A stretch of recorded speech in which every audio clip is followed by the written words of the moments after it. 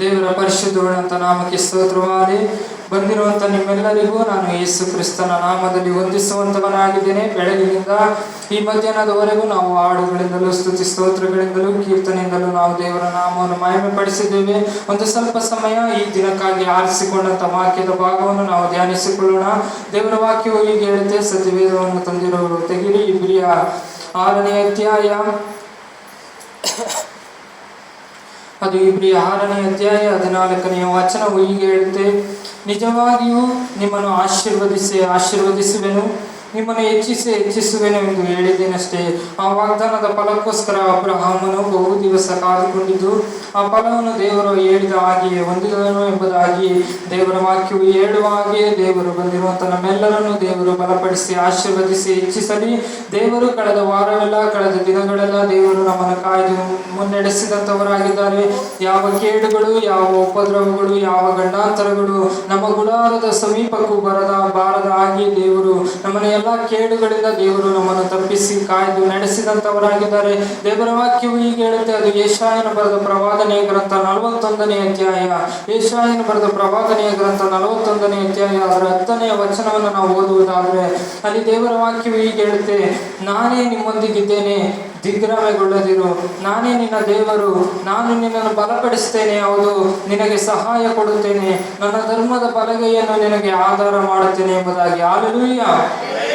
ಇಲ್ಲಿ ದೇವರ ವಾಕ್ಯವು ಹೀಗೆ ಹೇಳುತ್ತೆ, ದಿಗ್ಭ್ರಮೆಗೊಳ್ಳದಿರು ಅಂದ್ರೆ ಭಯ ಪಡಬೇಡ್ರಿ, ಕಳವಳ ಪಡಬೇಡ್ರಿ. ಅದು ಯಾವ ವಿಷಯಗಳಲ್ಲಿ ಆದರೂ ಸರಿ, ಅದು ನಿಮ್ಮ ಮನೆಗಳಲ್ಲೇ ಆಗಿರ್ಬೋದು, ನಿಮ್ಮ ಕುಟುಂಬಗಳಲ್ಲೇ ಆಗಿರ್ಬೋದು, ನಿಮ್ಮ ಜೀವಿತದಲ್ಲೇ ಆಗಿರ್ಬೋದು, ನಿಮ್ಮ ವೈಯಕ್ತಿಕ ಜೀವಿತದಲ್ಲೇ ಆಗಿರ್ಬೋದು, ನಿಮ್ಮ ಕೆಲಸ ಕಾರ್ಯಗಳಲ್ಲೇ ಆಗಿರ್ಬೋದು, ನೀವು ಕೆಲಸ ಮಾಡುವಂಥ ಸ್ಥಳಗಳಲ್ಲೇ ಆಗಿರ್ಬೋದು, ಯಾವ ವಿಷಯಗಳಲ್ಲಿಯೂ ನೀವು ಚಿಂತೆ ಮಾಡಕ್ ಹೋಗ್ಬೇಡ್ರಿ, ಯಾವ ವಿಷಯಗಳಲ್ಲಿಯೂ ಭಯ ಪಡಬೇಡ್ರಿ, ಯಾವ ವಿಷಯಗಳಲ್ಲಿಯೂ ಕಳವಳ ಪಡಬೇಡ್ರಿ.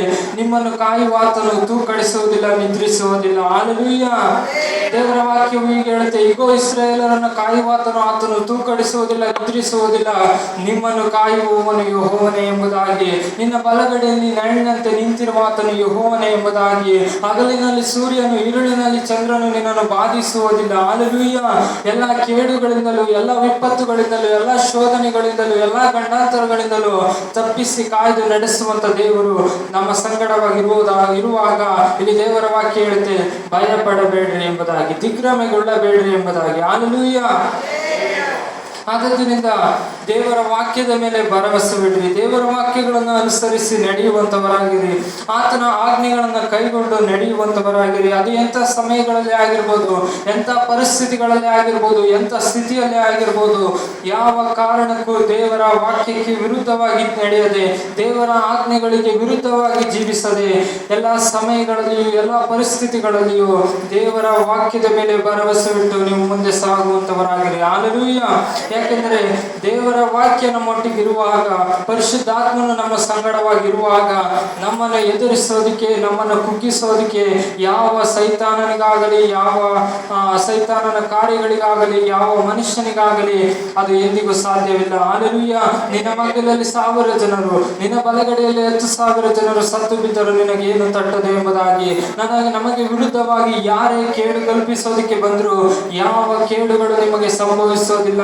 ಕಾರಣ ಏನಂದ್ರೆ ನಿಮ್ಮನ್ನ ಕರೆದಾತನು ನಂಬಿಕಸ್ಥನಾಗಿದ್ದಾನೆ. ಹಲ್ಲೆಲೂಯಾ.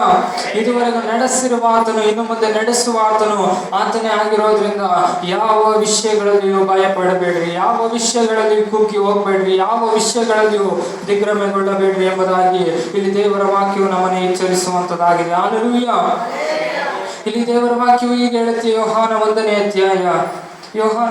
ಅಧ್ಯಾಯ ಅದರ 3ನೇ ವಚನವನ್ನು ನಾವು ಓದುವುದಾದ್ರೆ ಅಲ್ಲಿ ವಾಕ್ಯವು ಹೀಗೆ ಹೇಳುತ್ತೆ ನೋಡ್ರಿ, ಆತನ ಮೂಲಕವಾಗಿ ಸಮಸ್ತವು ಉಂಟಾಯಿತು, ಉಂಟಾಗಿರುವ ವಸ್ತುಗಳಲ್ಲಿ ಆತನಿಲ್ಲದೆ ಒಂದಾದರೂ ಉಂಟಾಗಲಿಲ್ಲ ಎಂಬುದಾಗಿ. ಹಲ್ಲೆಲೂಯಾ.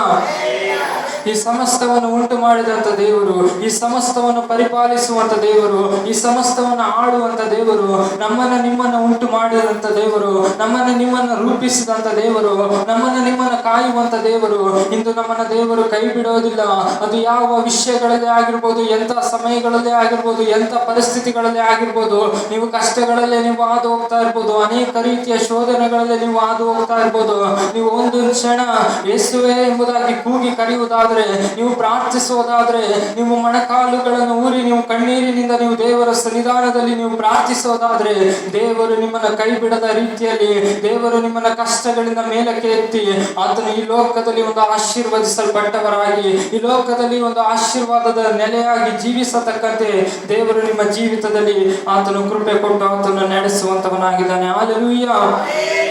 ಈ ಲೋಕದಲ್ಲಿ ಯಾರೇ ನಿಮ್ಮನ್ನು ಕೈ ಬಿಟ್ಟರು, ಇವತ್ತು ದೇವರು ಹೇಳ್ತಾ ಇದ್ದಾರೆ, ಯೇಸು ನಿಮ್ಮನ್ನು ಕೈ ಬಿಡೋದಿಲ್ಲ ಎಂಬುದಾಗಿ, ಯೇಸು ನಿಮ್ಮನ್ನು ತೊರೆದು ಬಿಡೋದಿಲ್ಲ ಎಂಬುದಾಗಿ ಇದುವರೆಗೂ ನಡೆಸಿರುವ ಆತನು ಕೊನೆಯವರೆಗೂ ಆತನು ನಡೆಸುವಂತ ದೇವರಾಗಿದ್ದಾನೆ. ಹಲ್ಲೆಲೂಯಾ.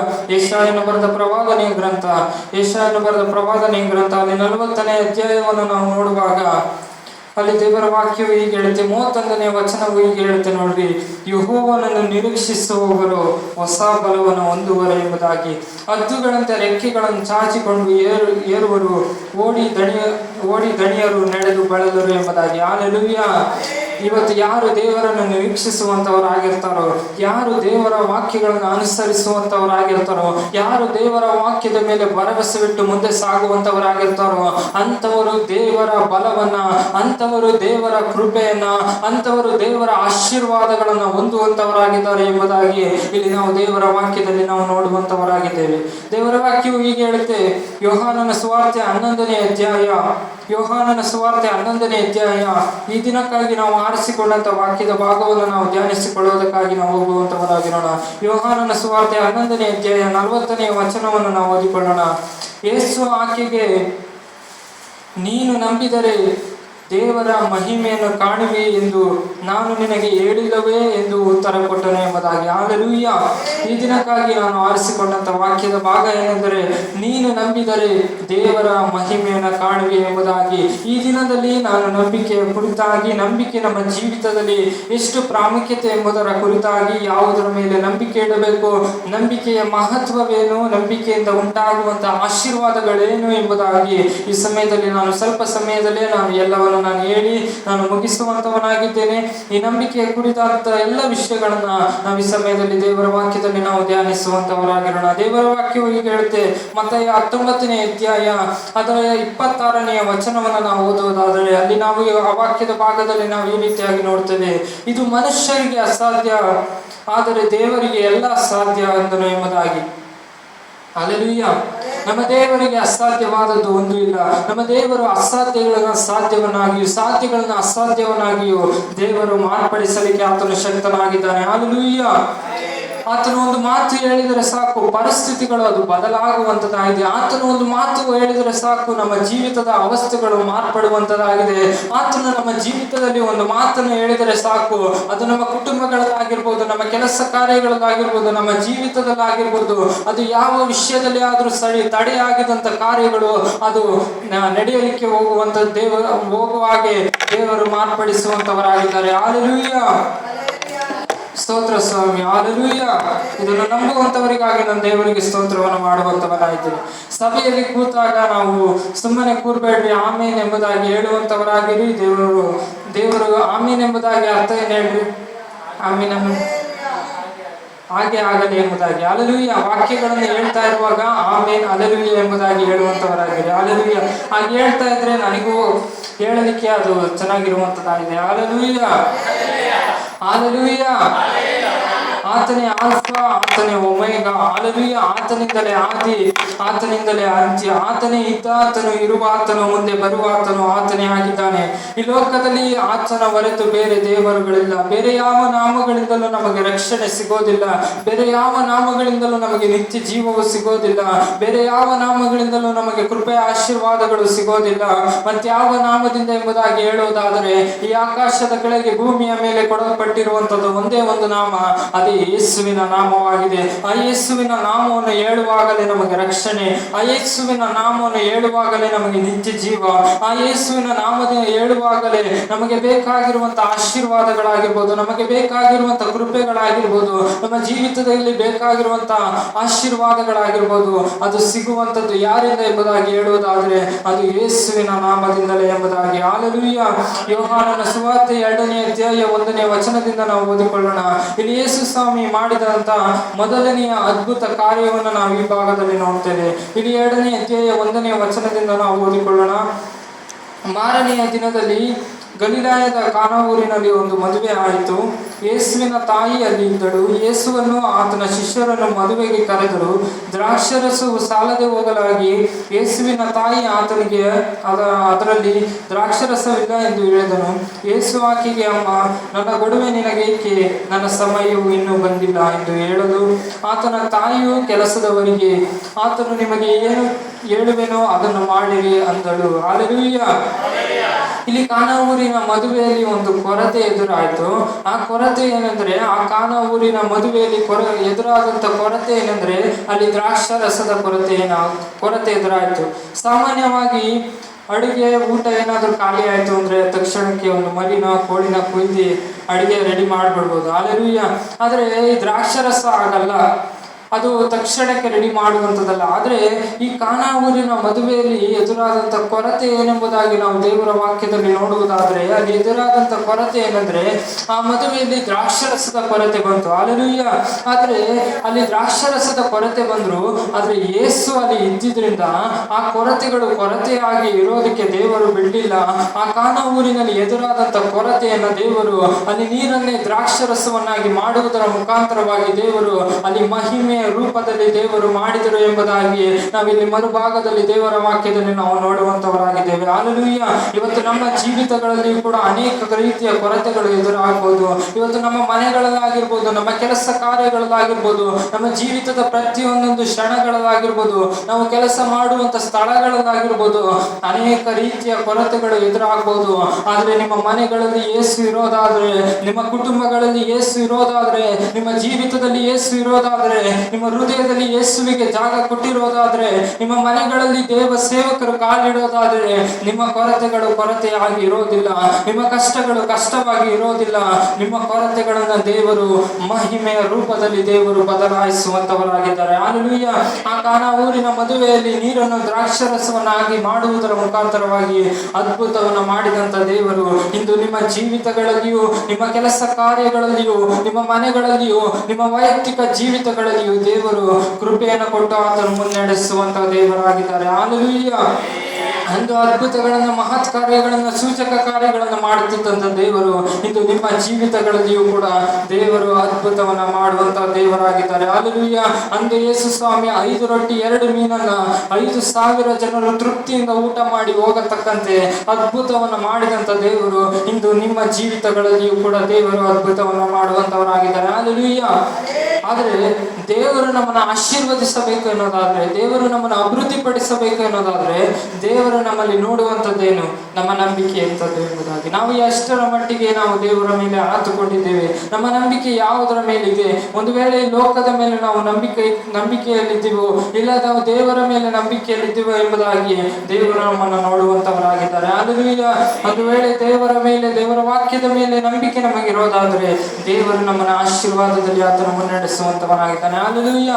ನಂಬಿಕೆ ಎನ್ನುವಂಥದ್ದು ನಮ್ಮ ಜೀವಿತಗಳಲ್ಲಿ, ನಮ್ಮ ಮನೆಗಳಲ್ಲಿ ನಂಬಿಕೆಯು ಬಹಳ ಪ್ರಾಮುಖ್ಯತೆ ಉಳ್ಳದಾಗಿದೆ. ಈ ದಿನದಲ್ಲಿ ನೀವು ಸಭೆಗೆ ಬರ್ಬೋದು, ಪ್ರಾರ್ಥನೆ ಮಾಡ್ಬೋದು, ದೇವರನ್ನು ಆರಾಧಿಸ್ಬೋದು, ಕಾಣಿಕೆಗಳನ್ನು ಕೊಡ್ಬೋದು, ದಶಮ ಭಾಗಗಳನ್ನು ಕೊಡ್ಬೋದು.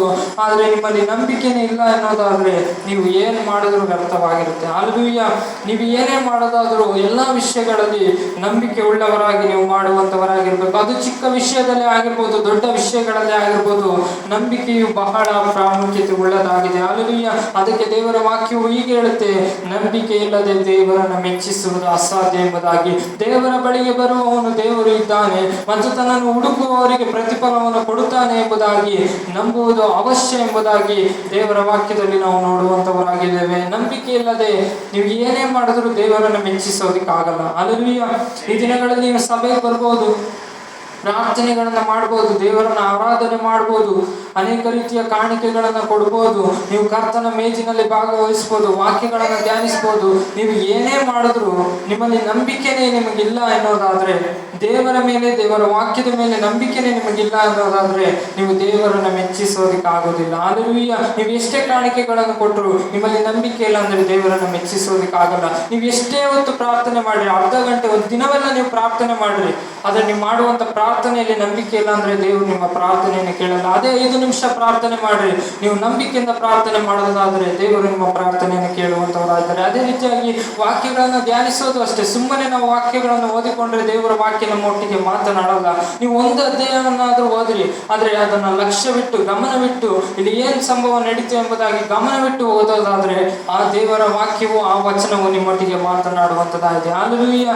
ದೇವರ ಮೇಲೆ, ದೇವರ ವಾಕ್ಯದ ಮೇಲೆ ನಾವು ನಂಬಿಕೆ ಉಳ್ಳವರಾಗಿ ನಾವು ಮುಂದೆ ಸಾಗುವಂತವರಾಗಿರೋಣ. ಹಲ್ಲೆಲೂಯಾ. ಕ್ರೈಸ್ತರ ಜೀವಿತದಲ್ಲಿ, ಕ್ರೈಸ್ತಿಯ ಜೀವಿತದಲ್ಲಿ ನಂಬಿಕೆ ಬಹಳ ಪ್ರಾಮುಖ್ಯತೆ ಉಳ್ಳದಾಗಿದೆ ಎಂಬುವಂಥದ್ದನ್ನ ಮರಿಬೇಡ್ರಿ. ಹಲ್ಲೆಲೂಯಾ. ಈ ದಿನಗಳಲ್ಲಿ ನೀವು ಏನೇ ಮಾಡೋದಾದ್ರೂ ಕೂಡ ನೀವು ನಂಬಿಕೆಯಿಂದ ನೀವು ಮಾಡುವಂತವರಾಗಿರಿ. ಈ ದಿನಗಳಲ್ಲಿ ನೀವು ಸಭೆಗೆ ಬರುವಾಗಲೂ ಕೂಡ ನೀವು ನಂಬಿಕೆಯಿಂದ ಸಭೆಗೆ ಬರುವಂತವರಾಗಿರ್ಬೇಕು. ಈ ದಿನ ದೇವರು ನನ್ನೊಟ್ಟಿಗೆ ಮಾತನಾಡ್ತಾರೆ, ಈ ದಿನ ದೇವರು ನನ್ನನ್ನು ವಾಕ್ಯದ ಮುಖಾಂತರವಾಗಿ ಮಾತನಾಡ್ತಾರೆ ಎಂಬುದಾಗಿ ನೀವು ಮನೆಯಿಂದ ಹೊರಡುವಾಗಲೇ ಸಭೆಗೆ ನೀವು ನಂಬಿಕೆ ಒಟ್ಟಿಗೆ ನೀವು ಸಭೆಗೆ ಬರುವಂತವರಾಗಿರ್ಬೇಕು. ಹಲ್ಲೆಲೂಯಾ. ನೀವು ಪ್ರಾರ್ಥನೆ ಮಾಡಬೇಕಾದ್ರೂ ಕೂಡ ಸಹ ನೀವು ದೇವರು ನಮ್ಮ ಪ್ರಾರ್ಥನೆಯನ್ನು ಕೇಳ್ತಾರೆ, ದೇವರು ನನ್ನ ಪ್ರಾರ್ಥನೆಗೆ ಉತ್ತರವನ್ನು ಕೊಡ್ತಾರೆ, ದೇವರು ನನ್ನ ಪ್ರಾರ್ಥನೆಯನ್ನು ಕೇಳಿ ನನಗೆ ಸೌಖ್ಯವನ್ನು ಕೊಡ್ತಾರೆ, ದೇವರು ನನ್ನ ಪ್ರಾರ್ಥನೆಗೆ ಆಶೀರ್ವಾದಗಳನ್ನು ಬರಮಾಡ್ತಾರೆ ಎಂಬುದಾಗಿ ನಂಬಿಕೆಯಿಂದ ನೀವು ಪ್ರಾರ್ಥಿಸೋದಾದ್ರೆ ದೇವರು ನಿಮ್ಮ ಪ್ರಾರ್ಥನೆಗಳನ್ನು ಆತನು ಕೇಳುವಂತ ದೇವರಾಗಿದ್ದಾನೆ. ಹಲ್ಲೆಲೂಯಾ. ನೀವು ಸಭೆಗೆ ಬಂದು ವಾಕ್ಯಗಳನ್ನು ಕೇಳಬೇಕಾದ್ರೂ ಸಹ ನೀವು ನಂಬಿಕೆಯಿಂದ ದೇವರ ವಾಕ್ಯಗಳನ್ನು ಕೇಳುವಂತವರಾಗಿರ್ಬೇಕು. ಈ ದಿನಗಳಲ್ಲಿ ನೀವು ಸಭೆಗೆ ಬಂದು ದೇವರನ್ನು ಆರಾಧಿಸಬೇಕಾದ್ರೂ ಕೂಡ ನಂಬಿಕೆಯಿಂದ ನೀವು ದೇವರನ್ನು ಆರಾಧಿಸುವಂತವರಾಗಿರ್ಬೇಕು. ಹೀಗೆ ಎಲ್ಲಾ ವಿಷಯಗಳಲ್ಲಿಯೂ, ಎಲ್ಲಾ ಕಾರ್ಯಗಳಲ್ಲಿಯೂ ನಾವು ನಂಬಿಕೆ ಉಳ್ಳವರಾಗಿರ್ಬೇಕು. ಹಲ್ಲೆಲೂಯಾ. ಯಾವಾಗ ನಾವು ಎಲ್ಲ ವಿಷಯಗಳಲ್ಲಿಯೂ ನಂಬಿಕೆ ಉಳ್ಳವರಾಗಿರ್ತೇವೋ ಆಗ ದೇವರು ನಮ್ಮನ್ನ ಆಶೀರ್ವಾದಗಳನ್ನು ನಾವು ಹೊಂದುವಂತವರಾಗಿದ್ದೇವೆ. ದೇವರು ಹೇಳ್ತಾರೆ, ನಾನು ಪರಲೋಕದ ಬಿಡಾರಗಳನ್ನು ತೆರೆದು ಹಿಡಿಸಲಾರದಷ್ಟು ಸುವರಗಳನ್ನು ಬರಮಾಡುವೆನು ಎಂಬುದಾಗಿ. ನಾವು ದೇವರ ಆಶೀರ್ವಾದಗಳನ್ನು ಹೊಂದಿಕೊಳ್ಳಬೇಕು ಎನ್ನೋದಾದ್ರೆ, ನಾವು ದೇವರ ಆತನ ಕೃಪಾ ಆಶೀರ್ವಾದಗಳನ್ನು ನಾವು ಹೊಂದಿಕೊಳ್ಳಬೇಕು ಎನ್ನೋದಾದ್ರೆ ನಾವು ದೇವರ ವಾಕ್ಯಕ್ಕೆ ಭಯಪಡುವಂತವರಾಗಿರಬೇಕು, ದೇವರ ವಾಕ್ಯಗಳನ್ನು ಕೈಗೊಂಡು ನಡೆಯುವಂತವರಾಗಿರಬೇಕು. ಆತನ ಆಜ್ಞೆಗಳಲ್ಲಿ ನಾವು ಒಂದನ್ನು ತಪ್ಪದ ಹಾಗೆ ಆತನ ಆಜ್ಞೆಗಳನ್ನು ನಾವು ಅನುಸರಿಸಿ ನಾವು ಜೀವಿಸುವಂತವರಾಗಿರಬೇಕು. ಆಗ ಮಾತ್ರವೇ ನಾವು ದೇವರ ಆಶೀರ್ವಾದಗಳನ್ನು ಹೊಂದಲಿಕ್ಕೆ ಸಾಧ್ಯವಾಗಿರುವಂತದ್ದಾಗಿದೆ. ಆಗ ಮಾತ್ರವೇ ನಾವು ಈ ಲೋಕದಲ್ಲಿ ಒಂದು ಆಶೀರ್ವದಿಸಲ್ಪಟ್ಟವರಾಗಿ ಅನೇಕ ಜನಗಳ ಮುಂದೆ, ಆಡಿಕೊಳ್ಳುವ ಜನಗಳ ಮುಂದೆ ಒಂದು ಆಶೀರ್ವದಿಸಲ್ಪಟ್ಟವರಾಗಿ ಜೀವಿಸಬೇಕು ಎನ್ನುವುದಾದರೆ ನಮ್ಮಲ್ಲಿ ನಂಬಿಕೆಯು ಬಹಳ ಬಹಳ ಪ್ರಾಮುಖ್ಯತೆ ಉಳ್ಳದಾಗಿದೆ. ಹಲ್ಲೆಲೂಯಾ. ದೇವರು ಹೇಳ್ತಾರೆ, ಈ ಲೋಕದಲ್ಲಿ ನಿಮಗೆ ಅನೇಕ ಶ್ರಮ ಸಂಕಟಗಳು ಉಂಟು, ಆದರೆ ನಾನು ಈ ಲೋಕವನ್ನು ಜಯಿಸಿದ್ದೇನೆ ಎಂಬುದಾಗಿ. ಅದಕ್ಕೆ ದೇವರ ವಾಕ್ಯ ನಾನು ಮೊದಲೇ ಹೇಳಿದೆ, ಯಾವ ವಿಷಯಗಳಲ್ಲಿಯೂ ಭಯ ಪಡಬೇಡ್ರಿ, ಯಾವ ವಿಷಯಗಳಲ್ಲಿ ಕುಗ್ಗಿ ಹೋಗ್ಬೇಡ್ರಿ. ಯಾಕೆಂದ್ರೆ ದೇವರು ಹೇಳ್ತಾರೆ, ನಾನು ಈ ಲೋಕವನ್ನು ಜಯಿಸಿದ್ದೇನೆ ಎಂಬುದಾಗಿ. ಯಾಕೆಂದ್ರೆ ಈ ಲೋಕದಲ್ಲಿ ಇರುವವನಿಗಿಂತ ನಮ್ಮಲ್ಲಿ, ನಿಮ್ಮಲ್ಲಿ ಇರುವಾತನು ಹೆಚ್ಚಿನವನಾಗಿರೋದ್ರಿಂದ ಯಾವ ವಿಷಯಗಳಲ್ಲಿಯೂ ಕುಗ್ಗಿ ಹೋಗ್ಬೇಡ್ರಿ, ಯಾವ ವಿಷಯಗಳಲ್ಲಿಯೂ ಸೋತು ಹೋಗ್ಬೇಡ್ರಿ. ಧೈರ್ಯವಾಗಿದ್ದುಕೊಂಡು ದೇವರಲ್ಲಿ ಪ್ರಾರ್ಥನೆಯನ್ನು ಮಾಡುತ್ತಾ, ವಿಜ್ಞಾಪನೆಗಳನ್ನು ಮಾಡುತ್ತಾ, ಸ್ತುತಿ ಸ್ತೋತ್ರಗಳನ್ನು ಮಾಡುತ್ತಾ, ದೇವರನ್ನು ಆರಾಧನೆಯನ್ನು ಮಾಡುತ್ತಾ ದೇವರಲ್ಲಿ ಸ್ತುತಿಸಿ ಕೊಂಡಾಡುವಂತವರಾಗಿದೆ. ದೇವರು ತಾನೇ ನಿಮ್ಮೆಲ್ಲರನ್ನು ಆಶೀರ್ವದಿಸುವಂತವರಾಗಿದ್ದಾನೆ. ದೇವರ ವಾಕ್ಯವು ಹೀಗೆ ಹೇಳುತ್ತೆ, ಅದು ಮಾರ್ಕನು ಬರೆದ ಸುವಾರ್ತೆ 11ನೇ ಅಧ್ಯಾಯವನ್ನು ನಾವು ಓದಿಕೊಳ್ಳೋಣ. ಮಾರ್ಕ 11ನೇ ಅಧ್ಯಾಯ 11ನೇ ಅಧ್ಯಾಯ ಅದರ 22ನೇ ವಚನವನ್ನು ನಾವು ಓದಿಕೊಳ್ಳೋಣ. ಯೇಸು ಹೇಳಿದ್ದೇನೆಂದರೆ, ನಿಮಗೆ ದೇವರಲ್ಲಿ ನಂಬಿಕೆ ಇರಲಿ. ನಿಮಗೆ ಸತ್ಯವಾಗಿ ಹೇಳುತ್ತೇನೆ, ಯಾವನಾದರೂ ಈ ಬೆಟ್ಟಕ್ಕೆ ನೀನು ಕಿತ್ತುಕೊಂಡು ಹೋಗಿ ಸಂಶಯ ಪಡದೆ ತಾನು ಹೇಳಿದ್ದು ಆಗುವುದೆಂದು ನಂಬಿದರೆ ಅವನು ಹೇಳಿದಂತೆಯೇ ಆಗುವುದು. ಆದ ಕಾರಣ ನೀವು ಪ್ರಾರ್ಥನೆ ಮಾಡಿ ಏನೇನು ಬೇಡಿಕೊಳ್ಳುತ್ತೀರೋ ಅದನ್ನೆಲ್ಲ ಹೊಂದಿದ್ದೇವೆ ಎಂದು ನಂಬಿರಿ, ಅದು ನಿಮಗೆ ಸಿಕ್ಕುವುದೆಂದು ನಿಮಗೆ ಹೇಳುತ್ತೇನೆ. ಹಲ್ಲೆಲೂಯಾ. ಇಲ್ಲಿ 24ನೇ ವಚನದಲ್ಲಿ ವಾಕ್ಯವು ಹೀಗೆ ಹೇಳುತ್ತೆ, ಆದ ಕಾರಣ ನೀವು ಪ್ರಾರ್ಥನೆ ಮಾಡಿ ಏನೇನು ಬೇಡಿಕೊಳ್ಳುತ್ತೀರೋ ಅದನ್ನೆಲ್ಲ ಹೊಂದಿದ್ದೇವೆ ಎಂದು ನಂಬಿರಿ ಎಂಬುದಾಗಿ. ಈ ದಿನಗಳಲ್ಲಿ ಅನೇಕರು ಪ್ರಾರ್ಥನೆ ಮಾಡ್ತಾರೆ, ಆದರೆ ಅವರು ಮಾಡುವಂತ ಪ್ರಾರ್ಥನೆಯಲ್ಲಿ ನಂಬಿಕೆನೇ ಇರುವುದಿಲ್ಲ. ಅಯ್ಯೋ, ದೇವರು ನನ್ನ ಪ್ರಾರ್ಥನೆಯನ್ನು ಕೇಳ್ತಾರೋ ಹೆಂಗೋ, ಅಯ್ಯೋ ದೇವರು ನನ್ನ ಪ್ರಾರ್ಥನೆಗೆ ಉತ್ತರವನ್ನು ಕೊಡ್ತಾರೋ ಎಂಬುದಾಗಿ ಅಪನಂಬಿಕಸ್ಥರಾಗಿ ಪ್ರಾರ್ಥನೆ ಮಾಡಬಾರದು. ನಂಬಿಕೆ ಉಳ್ಳವರಾಗಿ ದೇವರು ನನ್ನ ಪ್ರಾರ್ಥನೆಯನ್ನು ಕೇಳಿದ್ದಾರೆ, ದೇವರು ನನ್ನ ಪ್ರಾರ್ಥನೆಗೆ ಉತ್ತರವನ್ನು ಕೊಟ್ಟಿದ್ದಾರೆ, ದೇವರು ನನ್ನ ಪ್ರಾರ್ಥನೆಯನ್ನು ಕೇಳಿ ನನಗೆ ಸೌಖ್ಯವನ್ನು ಕೊಡುತ್ತಾರೆ ಎಂಬುದಾಗಿ ನಂಬಿಕೆ ಉಳ್ಳವರಾಗಿ ನೀವು ಪ್ರಾರ್ಥಿಸೋದಾದ್ರೆ ದೇವರು ಅಂತ ಪ್ರಾರ್ಥನೆಗಳನ್ನ ಆತನು ಕೇಳುವಂತ ದೇವರಾಗಿದ್ದಾರೆ. ಹಲ್ಲೆಲೂಯಾ. ಸ್ವಲ್ಪವೂ ಸಂಶಯ ಪಡದೆ. ಇಲ್ಲಿ ನಾವು ದೇವರ ವಾಕ್ಯದಲ್ಲಿ ನೋಡಿದೆವು, ನೀವು ಮಾಡುವಂಥ ಪ್ರಾರ್ಥನೆಯಲ್ಲಿ ಸ್ವಲ್ಪವೂ ಸಂಶಯ ಪಡದೆ. ಇಲ್ಲಿ ವಾಕ್ಯವು ಹೀಗೆ ಹೇಳುತ್ತೆ ನೋಡಿ, ಅದೇ ಮಾರ್ಕ 11ನೇ ಅಧ್ಯಾಯ 23ನೇ ವಚನ ಕೊನೆಯ ಭಾಗವನ್ನು ನಾವು ನೋಡ್ರಿ. 23ನೇ ವಚನ ಕೊನೆಯ ಭಾಗದಲ್ಲಿ, ಸಂಶಯ ಪಡದೆ ತಾನು ಹೇಳಿದ್ದು ಆಗುವುದೆಂದು ನಂಬಿದರೆ ಅವನು ಹೇಳಿದಂತೆಯೇ ಆಗುವುದು ಎಂಬುದಾಗಿ. ಹಲ್ಲೆಲೂಯ. ಅಪನಂಬಿಕಸ್ಥರಾಗಿ ಅಲ್ಲದೆ ಸಂಶಯ ಪಡೆದ ರೀತಿಯಲ್ಲಿ ನಂಬಿಕೆ ಉಳ್ಳವರಾಗಿ ನೀವು ಈ ದಿನಗಳಲ್ಲಿ ಪ್ರಾರ್ಥಿಸುವುದಾದರೆ ದೇವರು ನಿಮ್ಮ ಪ್ರಾರ್ಥನೆಗಳನ್ನು ಆತನು ಕೇಳುವಂತ ದೇವರಾಗಿದ್ದಾರೆ. ಹಲ್ಲೆಲೂಯ. ದೇವರು ನಿಮ್ಮ ಪ್ರಾರ್ಥನೆಗಳನ್ನು ಕೇಳೋದು ಮಾತ್ರ ಅಲ್ಲ, ದೇವರು ನಿಮ್ಮ ಪ್ರಾರ್ಥನೆಗಳನ್ನು ಕೇಳಿ ಆತನ ಉತ್ತರವನ್ನು ದೇವರು ಕೊಡುವಂತ ದೇವರಾಗಿದ್ದಾರೆ. ಆದ್ರೆ ನೀವು ಮಾಡುವಂತ ಪ್ರಾರ್ಥನೆ ಅದು ಯಾವ ರೀತಿಯಾಗಿ ಕೂಡಿರಬೇಕು ಎನ್ನುವುದಾದ್ರೆ, ಬರೀ ನಿಮಗೋಸ್ಕರವಾಗಿಯೇ, ನಿಮ್ಮ ಸ್ವಂತ ಭಾಗಗಳಿಗೋಸ್ಕರವಾಗಿಯೇ, ನಿಮ್ಮ ಒಂದು ಕುಟುಂಬಕ್ಕೋಸ್ಕರವಾಗಿಯೇ, ಬರೀ ನಿಮ್ಮ ಸ್ವಂತ ಒಂದು ಆಶೀರ್ವಾದಕ್ಕೋಸ್ಕರವಾಗಿಯೇ ನೀವು ಪ್ರಾರ್ಥಿಸದೆ ಇತರರಿಗೋಸ್ಕರವಾಗಿ ನೀವು ಪ್ರಾರ್ಥಿಸುವುದಾದ್ರೆ, ಹಲ್ಲೆಲೂಯ, ಇತರರಿಗೋಸ್ಕರವಾಗಿ ಯಾವ ರೀತಿಯಾಗಿ ಪ್ರಾರ್ಥಿಸಬೇಕೆಂಬುದಾಗಿ ನೀವು ಕೇಳುವುದಾದ್ರೆ ಇತರರ ಆಶೀರ್ವಾದಕ್ಕೋಸ್ಕರವಾಗಿ ಪ್ರಾರ್ಥಿಸುವಂತವರಾಗಿರಿ. ಇನ್ನು ಅನೇಕರು ರಕ್ಷಣೆ ಹೊಂದುವುದಕ್ಕೋಸ್ಕರವಾಗಿ ಪ್ರಾರ್ಥನೆ ಮಾಡುವಂತವರಾಗಿರಿ. ಅನಾರೋಗ್ಯದಲ್ಲಿ ಇರುವವರನ್ನು ನೆನೆಸಿ ಪ್ರಾರ್ಥನೆಯನ್ನು ಮಾಡ್ರಿ, ಕಷ್ಟದಲ್ಲಿ ಇರುವವರನ್ನು ನೆನೆಸಿ ಪ್ರಾರ್ಥನೆ ಮಾಡ್ರಿ. ಅದು ಯಾವಾಗ ನೀವು ಇತರರಿಗೋಸ್ಕರವಾಗಿ ಪ್ರಾರ್ಥಿಸೋದಕ್ಕೆ ನೀವು ಪ್ರಾರಂಭಿಸ್ತಿರೋ ಅವಾಗ ದೇವರು ನಿಮ್ಮ ಪರಿಸ್ಥಿತಿಗಳನ್ನು ದೇವರು ಬದಲಾಯಿಸುವಂತವರಾಗಿದ್ದಾರೆ, ನಿಮ್ಮ ಅವಸ್ಥೆಗಳನ್ನು ದೇವರು ಬದಲಾಯಿಸುವಂತವರಾಗಿದ್ದಾರೆ. ಹಲ್ಲೆಲೂಯ. ಕೀರ್ತನೆ 20ನೇ ಅಧ್ಯಾಯವನ್ನು ನಾವು ಓದಿ ನೋಡುವಾಗ ಅಲ್ಲಿ ನಾವು ಈಗ ಆ ವಾಕ್ಯದ ಭಾಗದಲ್ಲಿ ನಾವು ನೋಡ್ತೇವೆ, ಅಲ್ಲಿ ಇಸ್ರೇಲ್ ಜನರು ಅವರು ತಮ್ಮ ಒಂದು ಸ್ವಂತಕ್ಕೋಸ್ಕರವಾಗಿ, ತಮ್ಮ ಒಂದು ಆಶೀರ್ವಾದಕ್ಕೋಸ್ಕರವಾಗಿ ಅಲ್ಲಿ ಇಸ್ರೇಲ್ ಜನರು ಪ್ರಾರ್ಥಿಸಲಿಲ್ಲ. ಅವರು ಯಾರಿಗೋಸ್ಕರವಾಗಿ ಪ್ರಾರ್ಥಿಸಿದರು ಎಂಬುದಾಗಿ ನಾವು ವಾಕ್ಯದಲ್ಲಿ ನೋಡುವುದಾದ್ರೆ, ಅಲ್ಲಿ ಅರಸನ ಶುಭಕ್ಕೋಸ್ಕರವಾಗಿ, ಅರಸನ ಜಯಕ್ಕೋಸ್ಕರವಾಗಿ ಅಲ್ಲಿ ಇಸ್ರೇಲ್ ಜನರು ದೇವರಲ್ಲಿ ಮೊರೆ ಇಡುವಂಥದ್ದನ್ನ ನಾವು ಈ ಕೀರ್ತನೆ 20ನೇ ಅಧ್ಯಾಯದಲ್ಲಿ ನಾವು ನೋಡ್ತೇವೆ. ಆ ಕೀರ್ತನೆ 20ನೇ ಅಧ್ಯಾಯವನ್ನು ಬರೆದಿರೋದು ದಾವೀದನಾಗಿದ್ರು ಕೂಡ ಅಲ್ಲಿ ಇಸ್ರೇಲ್ ಜನರು ಅರಸನ ಶುಭಕ್ಕೋಸ್ಕರವಾಗಿ, ಅರಸನ ಒಂದು ಆಶೀರ್ವಾದಕ್ಕೋಸ್ಕರವಾಗಿ ಅವರು ದೇವರಲ್ಲಿ ಮೊರೆ ಇಡುವಂಥದ್ದನ್ನು ನಾವು ಆ ಭಾಗದಲ್ಲಿ ನೋಡುವಂಥವರಾಗಿದ್ದೇವೆ. ಹಲ್ಲೆಲೂಯ. ಯೋಬನು ಕೂಡ ಅವನು ತನಗೋಸ್ಕರವಾಗಿ ಅವನು ಪ್ರಾರ್ಥಿಸಲಿಲ್ಲ, ಅವನು ತನ್ನ ಸ್ನೇಹಿತರಿಗೋಸ್ಕರವಾಗಿ ಅವನು ಪ್ರಾರ್ಥಿಸಿದನು. ಯಾವಾಗ ಯೋಬನು ತನ್ನ ಸ್ನೇಹಿತರಿಗೋಸ್ಕರವಾಗಿ ಅವನು ಪ್ರಾರ್ಥಿಸೋದಕ್ಕೆ ಪ್ರಾರಂಭಿಸಿದನು ಆವಾಗ ದೇವರು ಯೋಬನಿಗೆ ಇದ್ದಂಥ ಸೊತ್ತನ್ನು 2ರಷ್ಟಾಗಿ ಹೆಚ್ಚಿಸಿದರು ಎಂಬುದಾಗಿ ನಾವು ದೇವರ ವಾಕ್ಯದಲ್ಲಿ ನಾವು ನೋಡುವಂಥವರಾಗಿದ್ದೇವೆ. ಹಲ್ಲೆಲೂಯ.